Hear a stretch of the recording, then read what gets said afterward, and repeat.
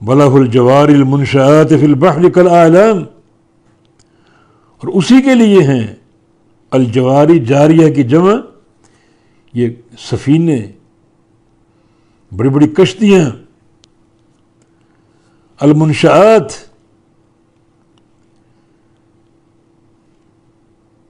تیار کی گئیں، کہ منشآت کا ایک معنی بادبان والی، اور کل اعلام اونچے پہاڑوں کی طرح، علم کی جمع اعلام، اونچے پہاڑوں کی طرح، جیسے پہاڑوں کی چوٹیاں نظر آتی ہیں اس طرح سمندروں میں یہ سفینے نظر آتے ہیں، کشتیاں نظر آتی ہیں۔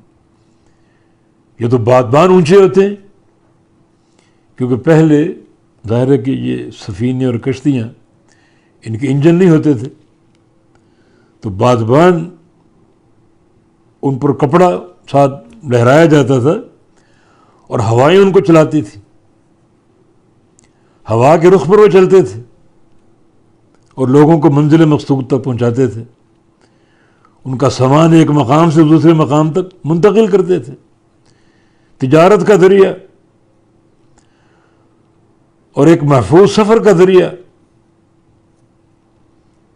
تو الجواری جاریہ کی جمع مراد سفینے چلنے والے سمندروں میں، المنشآت الجواری المنشآت جو بنائے گئے بڑے بلند و بالا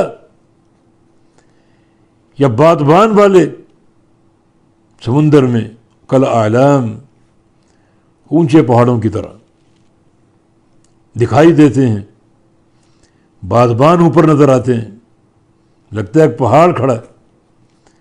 کہ خود سفینے بعض وقت بنائے جاتے ہیں 2 3 منزلہ، نیچے بھی ان کے تہہ خانے، اوپر منزل، پھر دوسری، پھر تیسری، پھر چوتھی، بڑے اونچے پہاڑ کی مانند دکھائی دیتے۔ آپ اس سے کیا کام لیتے ہیں؟ سفر کرتے ہیں۔ اس سے کیا کام لیتے ہیں؟ تجارتیں کرتے ہیں، اپنا سامان ایک مقام سے دوسرے مقام تک پہنچاتے ہیں۔ تو ان سفینوں کا تمہاری معیشت کے استحکام میں بڑا گہرا کردار